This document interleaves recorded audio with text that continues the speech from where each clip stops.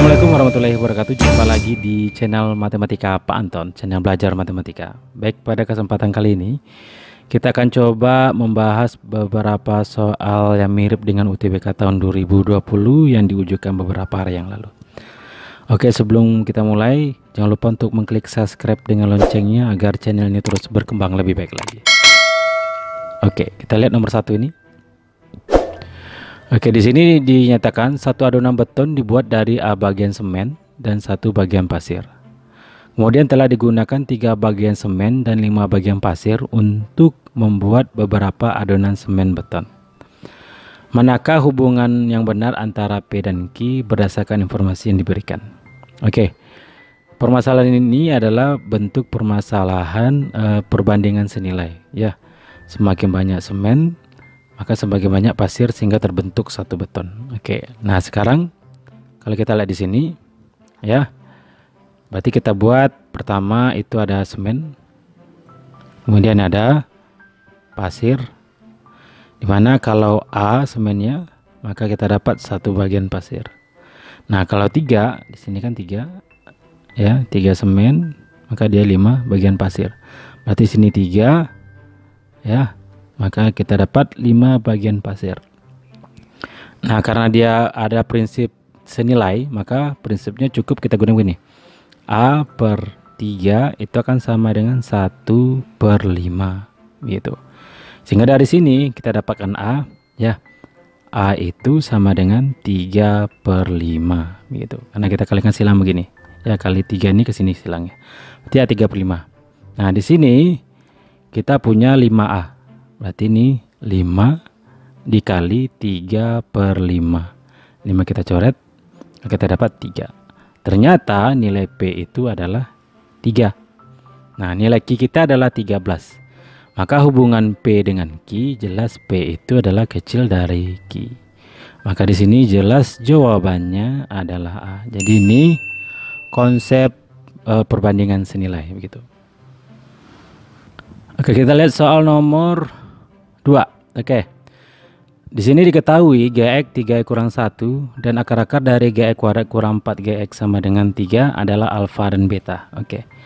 Manakah hubungan yang benar antara P dan Q berdasarkan informasi yang diberikan? Oke.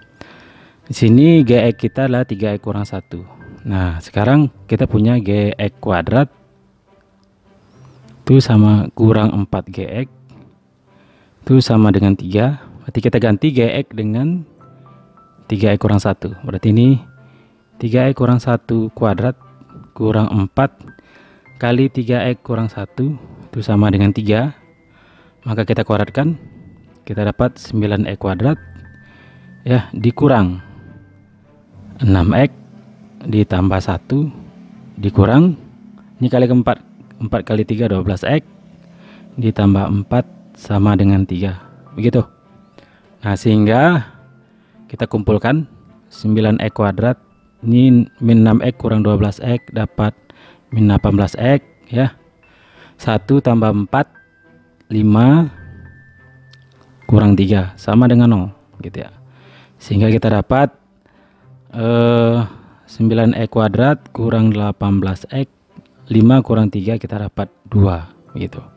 Nah sekarang, ya, persamaan kuadrat ini akar-akarnya adalah alfa dan beta begitu. Nah, di sini kan ditanya adalah 3 alfa tambah 3 beta, ya.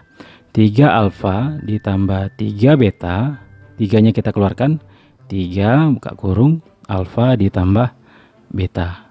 Nah, pada persamaan kuadrat alfa ditambah beta itu adalah min B per A.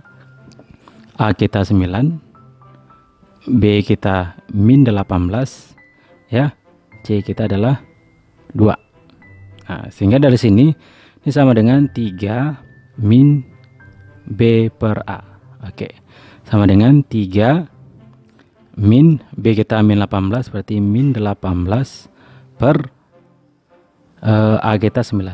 Oke, maka ini min jadi plus, berarti 18 bagi 9 dapat 2, berarti ini 3 dikali 2 yaitu 6 begitu, ya. Jadi nilai P kita adalah 6, Q kita 7. Nah, jadi jelas hubungannya adalah kecil dari Q. Jadi jawabannya adalah B. Jadi yang kita ingat prinsip persamaan kuadrat bahwa alfa tambah beta itu adalah min B per A. Mungkin akar-akarnya berbeda, jadi X1 dan X2 atau M dan N. Yang jelas kalau dia jumlah itu min B per A. Kalau dia kali, ini kalau kali kan alfa kali beta itu adalah C per A gitu. Oke, perhatikan nomor 3. Di sini diberikan trapesium siku-siku ABCD di mana AC kita adalah 9. Di sini berarti 9 AC ya. Oke. Kemudian luas segitiga ABC berarti yang kecil ini adalah 10. Berapakah panjang DC? Jika AB-nya 4, BC-nya 7. Oke. Sekarang kita ambil AB saja 4. Oke. Ini AB-nya 4 ya. Nah, perlu kita ingat kalau luas segitiga itu biasanya kan seperti siku-siku begini. Ya.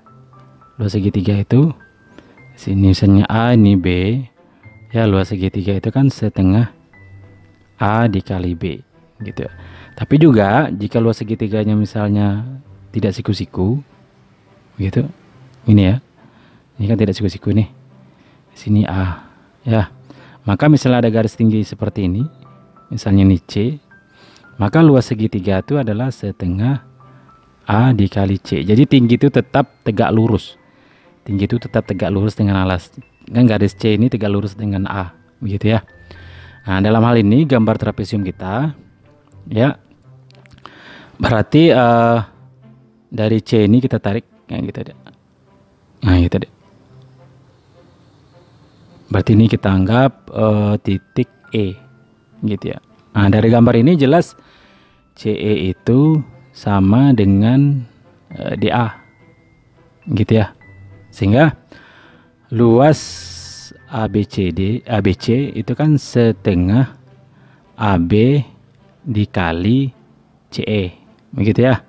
Nah, luas segitiga itu ada 10 sama dengan setengah, kita punya B4 dan CE itu adalah DA. Ini kita coret dapat 2, gitu ya. Maka DA kita dapat 10 per 2 yaitu 5, begitu ya. Berarti ini kan 5. Nah, coba kita perhatikan segitiga ACD. Tentu kita dapat DC ini dengan menggunakan teorema Pythagoras. Ya, di mana AC kuadrat itu akan sama dengan AD kuadrat ditambah DC kuadrat. Ya, yaitu 9 kuadrat sama dengan 5 kuadrat ditambah DC kuadrat. Gitu ya. Dan ini 81, ini 25 ditambah DC kuadrat. Maka kita dapat DC kuadrat yaitu 81 kurang 25 yaitu akar dari 81 kurang 25 dapat 56. Maka DC akar 56 gitu. Ya, berarti bisa kita menggunakan 1. Gitu ya.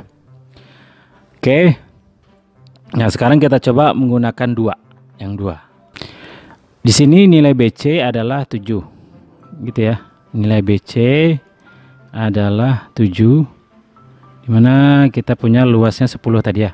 Nah, kalau dikatakan luas dan kita ketahui dua sisi yang ada 7, ini adalah 9, maka kita gunakan luas itu ya.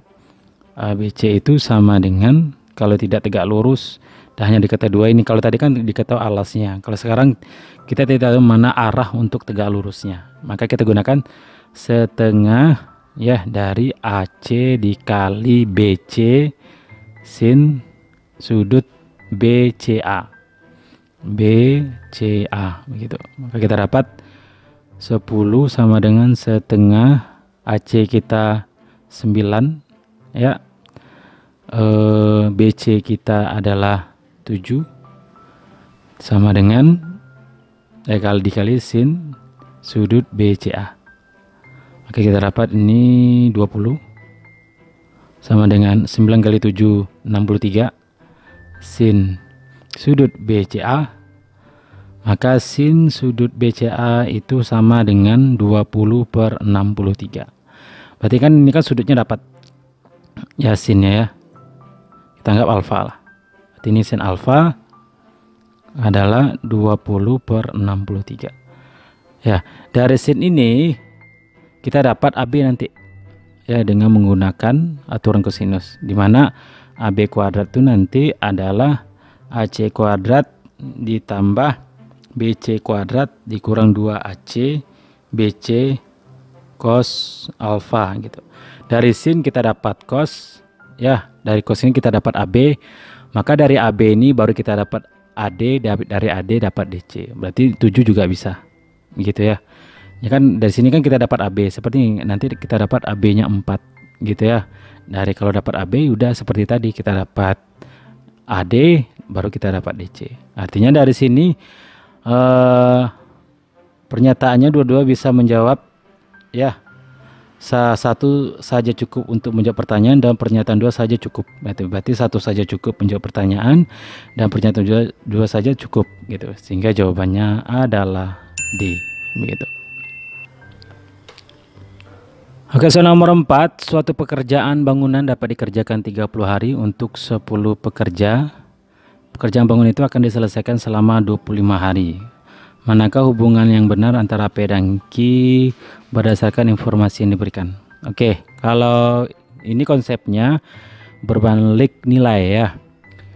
Kalau 30 hari kan 10 pekerja, maka kalau 25 hari maka dibutuhkan pekerjaan yang lebih banyak begitu agar cepat selesai.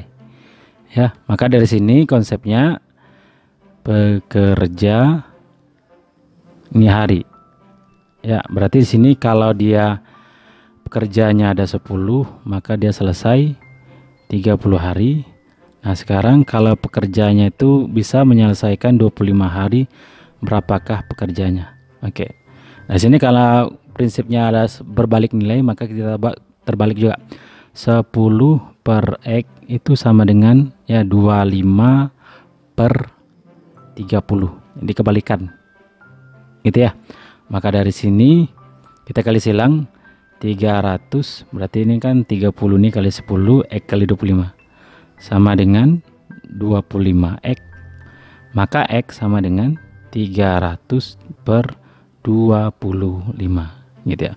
Berarti 300 dibagi 25 yaitu 15. Nah, berarti semula kan 10 menjadi 15. Berarti berapa penambahannya? Penambahannya ada 5. Berarti tambahan pekerjanya ada 5 gitu. Artinya P-nya dengan Q kita banding, P lebih kecil dari Q. Jadi jawabannya adalah B. Jadi ini adalah perbandingan berbalik nilai ya. Dimana kalau kebalikan berarti 10 per X sama dengan ini kita balik 25 per 30, maka kita dapat X.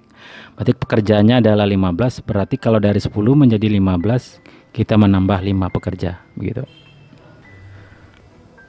Baik, soal nomor 5 dikatakan segitiga BEA sama kaki dengan BA sama dengan EA. Titik C terletak pada perpanjangan AB. Titik F terletak pada AE, ini dia F. Titik D adalah titik potong antara FC dengan BE. Oke. Dimana sudut A adalah 54. Ini boleh kita tulis 54 ya, sudut A-nya. Ini 54.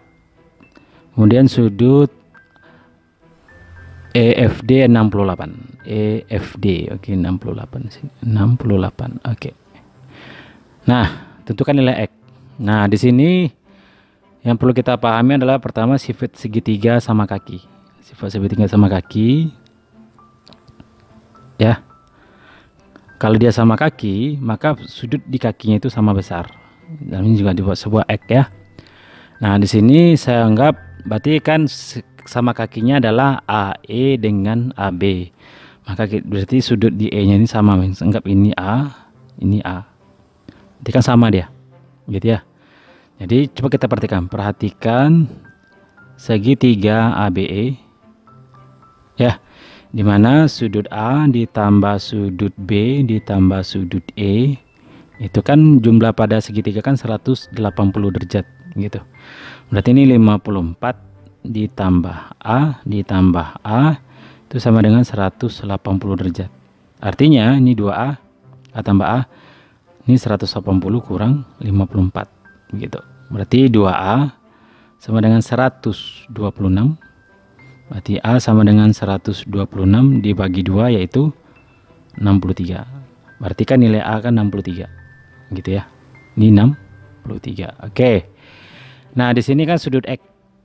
Berarti sudut BD, ingat, sudut BDC itu sama dengan sudut FDE. Kenapa? Karena ini adalah sudut bertolak belakang. Bertolak belakang. Begitu.